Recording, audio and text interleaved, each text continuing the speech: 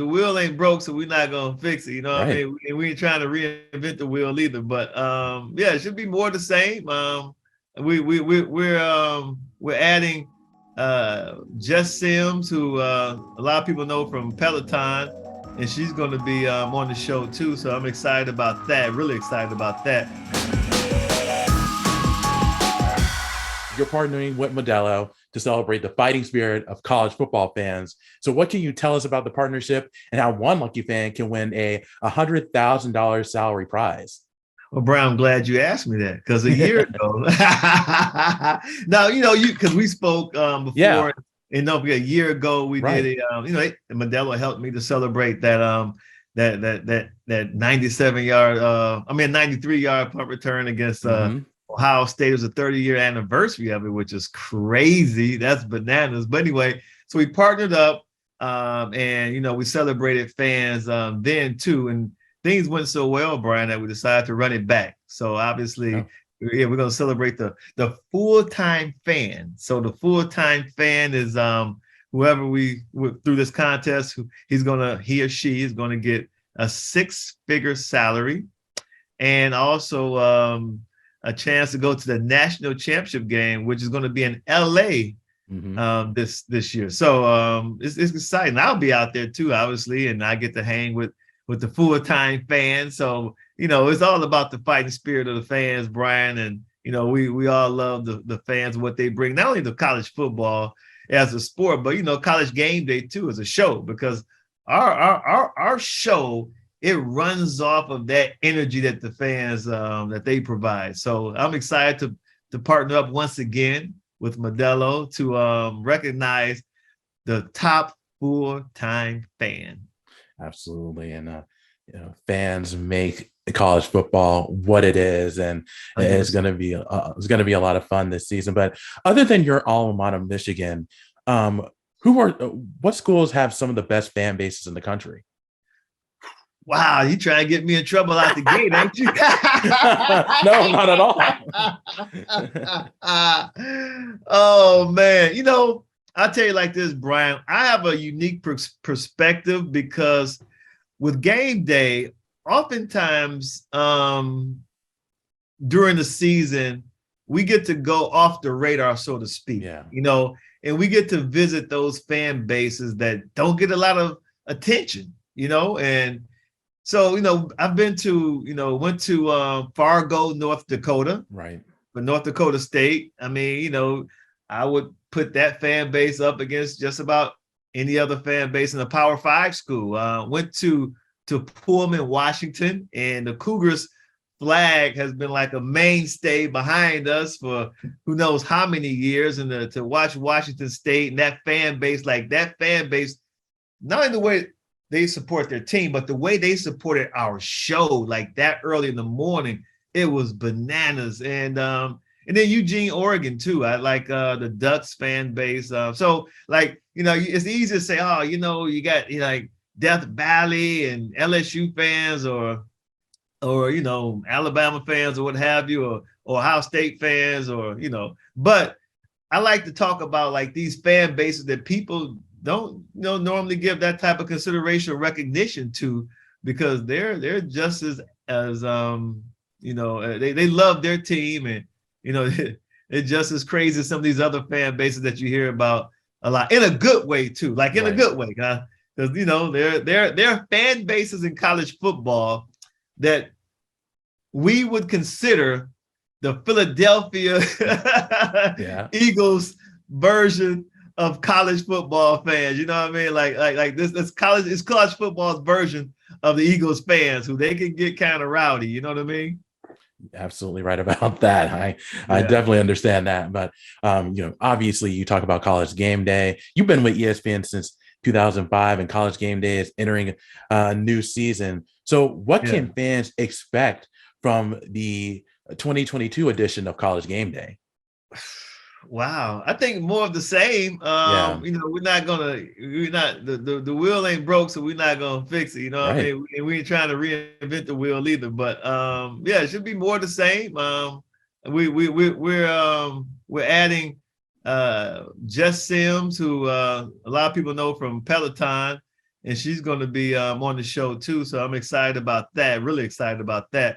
But outside of that, I think we got a pretty good formula that we're comfortable with that works. We're always looking to get better, but no drastic changes. So we'll do things. To be honest with you, I just got off the phone with our producer, and we're talking about little things that we would do, like maybe leading into a commercial and things of that nature that may be a little different. But for the most part, there'll be subtle changes. Now, a guy like yourself who pays attention to detail, then you'll be able to pick out the changes here and there and probably, talk about them. But at the end of the day, I think we're still going with the same formula. I'll see in week 1. We got week 0 coming up, which is like a preview show this weekend. But then after that, week 1, I'll see exactly which direction we're headed to, just as far as what type of little tweaks and what type of adjustments that we're going to make. Yeah, I'm glad you brought up Jess Sims, because I was just reading about her and how she's a former athlete herself, along with what she does with Peloton. Have you got a chance to talk to her or meet her yet? I have not. Seen her or spoken to her yet. No. The first time I will see Jess would probably be in Columbus. Yeah. I mean, okay. Yeah. Okay, yeah, that should be a lot of fun. I'm looking forward to her being part of College Game Day. But another colleague of yours in College Game Day, Kirk Herbstreit, he actually has a new job along with what he does with ESPN. Is going to be calling Thursday night football games with Al Michaels. So what was your reaction when you first learned about Kirk Herbstreit calling NFL games this year?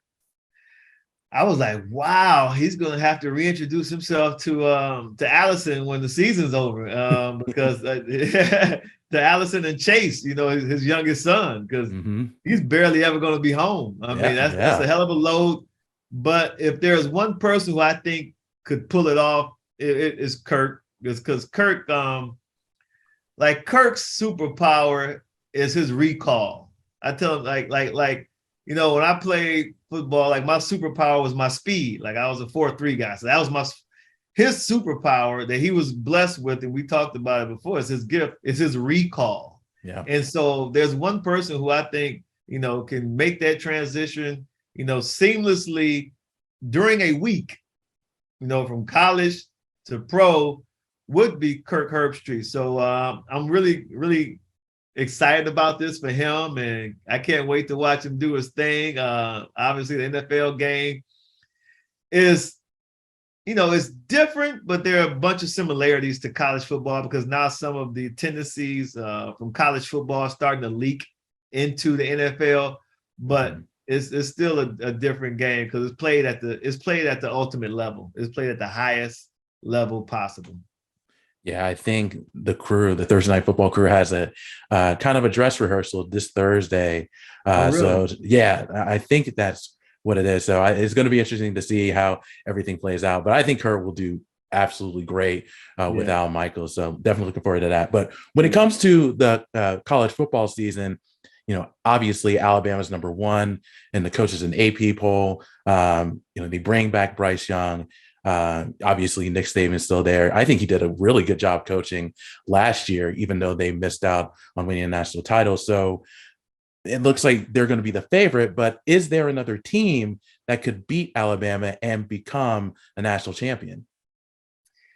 Well, yeah, of course. Absolutely. Yeah. I mean, going to the season last year, I don't think that, people thought that Alabama would not win the national championship game. I thought people thought they would be the national champs, and obviously it didn't turn out that way. So yeah, there are teams out there, and when you look at the rankings, I've heard some analysts say you may be able to flip-flop Ohio State and Alabama at 1 and 2. Obviously, we'll learn a lot about both teams early, because both teams are playing, formidable opponents in the first 2 weeks. Obviously, the Buckeyes, they're going to host Notre Dame, and Alabama in week 2, they're going on the road to Austin, take on the Longhorns of Texas. So we'll learn a lot about them.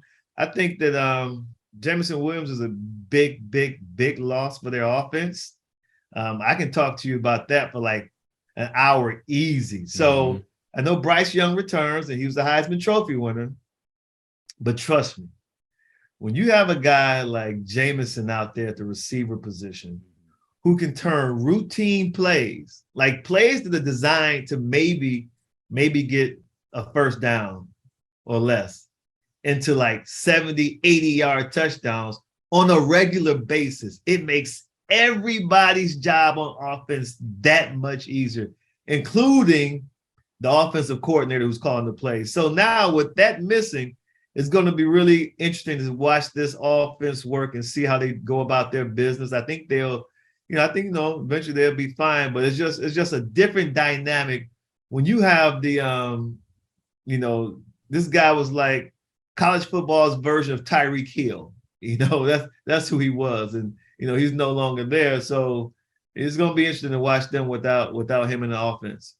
Yeah. Now the team that beat Alabama for the national title, Georgia, they're obviously ranked in the top 4, but they've lost a lot of talent. 15 players from last year's team is now in the NFL, but they still have a lot of talent coming back. You talk about Brock Bowers, Ari Gilbert's going to be in the mix at tight end as well. Deep wide receiver core.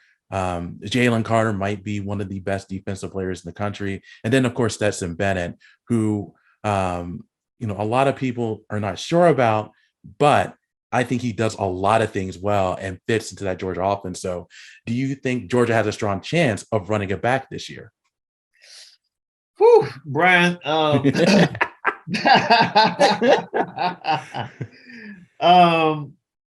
I tell you what, that was a defense-driven team a year ago. I know they had talent on offense, but that was a defense-driven team, and they lost a lot on defense.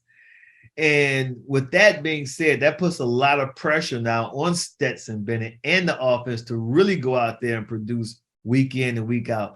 Before, they didn't have that pressure because they knew their defense could hold teams to their season lows or whatever the case may be, whatever they need to do. The defense could hold the opposing offense to minimum points and minimum yards. And so they knew that they didn't have to go out there and do a lot. Like they weren't involved in a lot of shootouts. You know what I'm saying? Because now it's going to be interesting to see with the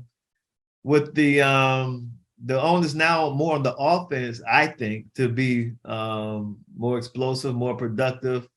And then you factor in that now there's that big bullseye on their back. They got that big target on their back. They're dealing with, okay, we're the champs. Are you content? Do you become complacent? Or now are you as hungry? Because, look, guess what? We knocked off our nemesis, right? We knocked off Alabama. So we're good. We accomplished what we wanted to accomplish. Now, are you content with that? Do you become complacent? Or are you just as hungry when you were starving to knock them off like a year ago? So we're going to learn a lot about this Georgia team. I'm not sure I'll pencil them in to run it back. I just think they lost way too much. And even though they returned the quarterback, he played well enough for them to win games, but, he wasn't Bryce Young and he wasn't like CJ Stroud. So, yeah. Yeah, absolutely. Georgia shouldn't be in for a very interesting, compelling season. It all starts with Oregon on September 3rd. So the last question I have before I let you go is there one team that's not being talked about but could possibly make a run to the college football playoff? Man, that's a good question. I think Miami is probably a year or two away, but I do think that they're going to be a team to keep in mind, maybe 2023, 2024. But I do like Miami. If they made a run this year, I wouldn't be shocked. Yeah. I would be surprised, but not shocked, simply because I think the ACC is wide open. Mm-hmm. And because if your conference is wide open and you win your conference, then you stand a fighting chance of being one of those 4 teams for the college football playoff. So if things go well, like they're a team that they can lose week 3 against the Aggies, right? Go on the road, College Station. But, if they show that they're competitive, if it's a dogfight or, they lose within 10 points, I think it does a lot for their confidence. And then people start to look at them differently. And then as they go in the ACC, it's wide open. I'm still not sold on Clemson and Dabo Swinney. I need to see a lot because they lost a lot. They lost both. Dabo lost both of his longtime coordinators on offense and defense. Yep. So I don't know. Miami is an interesting team to look at. Keep an eye on just because the ACC is wide open. You're absolutely right about that. And it should be a fun season. So Desmond, that's all the time I have. Thank you so much. I really do appreciate it. Have a lot of fun this season and continued success to you. All right, man. Thanks again. And hey, everybody, make sure you enter the full-time fan contest with Modelo, baby. You get a chance to come hang out with me in LA at the national championship game. Let's go. Let's do it. Absolutely. Let's do it. Desmond, thanks a lot. I appreciate it.